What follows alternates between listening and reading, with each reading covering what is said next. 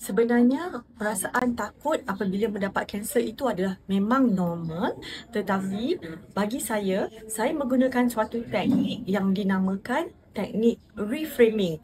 Ia merupakan teknik psikologi di mana kita interpret sesuatu perkara yang negatif tu dengan penceritaan yang baru.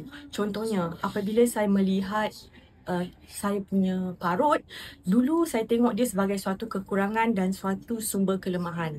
Sekarang apabila saya tengok parut saya yang sama, saya tengok dia sebagai suatu medal dan trofi di mana ia adalah bukti bahawa saya telah menang melawan kanser. Dia bukanlah untuk mengurangkan pengalaman penderitaan saya, tetapi supaya beban yang saya tanggung tu lebih ringan untuk dibawa. Di situ teknik psikologi reframing ini saya boleh cadangkan untuk sama-sama kita membawa cerita baru kepada pengalaman yang negatif.